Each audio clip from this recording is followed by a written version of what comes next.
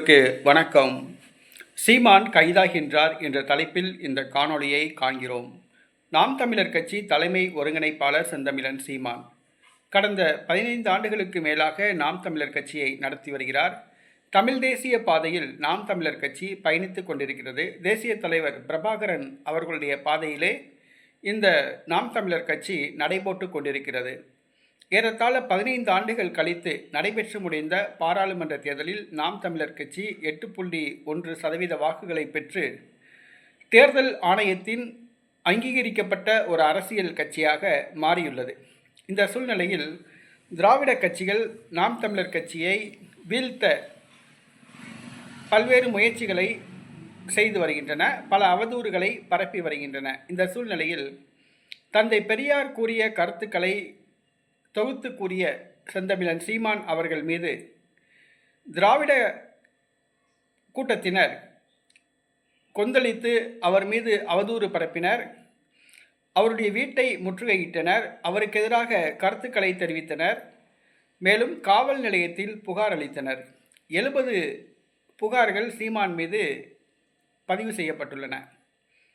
இந்த 70 புகார்களும் தற்பொழுது நடவடிக்கை எடுக்கப்படும் என்று தெரிகிறது. 70 புகார்களையும் ஒருங்கிணைத்து சீமான் அவர்களுக்கு சம்மன் அனுப்ப காவல்துறை முடிவு செய்துள்ளதாக கூறப்படுகிறது.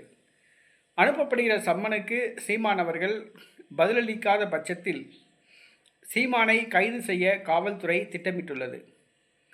ஆனால் தமிழக அரசு, திமுக அரசு யோசித்து வருகிறது. அதாவது வருகிற பிப்ரவரி 5ஆம் தேதி ஈரோடு கிழக்கு இடைத்தேர்தல் நடைபெற உள்ளது. இந்த சூழ்நிலையில் செந்தமிழன் சீமான் அவர்கள் கைது செய்யப்பட்டால் வாக்காளர்கள் திமுகவுக்கு எதிராக திரும்பி விடுவார்கள். சீமானுக்கு ஒரு அலையை உருவாக்கும், சீமானுக்கு ஒரு ஆதரவான ஒரு அலையை ஏற்படுத்தும். ஈரோட்டில் சீமான் அலை வீசும் என்று திமுக அச்சப்படுகிறது. ஆகவே சீமான் அவர்களை கைது செய்வது குறித்து யோசித்து வருகிறது. கைது செய்வதா வேண்டாமா? கைது செய்தால் அந்த திராவிட அல்லக்கைகளுக்கு வாயை அடித்தது போன்று இருக்கும். அதே நேரத்தில் கைது செய்தால் ஈரோடு கிழக்கு தொகுதியில் திமுகவுக்கு ஒரு பாதிப்பை ஏற்படுத்தலாம் என யோசித்து வருகிறது. இன்னும் ஒரு சில நாட்களில் திமுக அரசு முடிவெடுக்கும் என்று கூறப்படுகிறது. ஆனால் காவல்துறை சீமானுக்கு சம்மன் அனுப்ப முடிவு செய்துள்ளதாக கூறப்படுகிறது.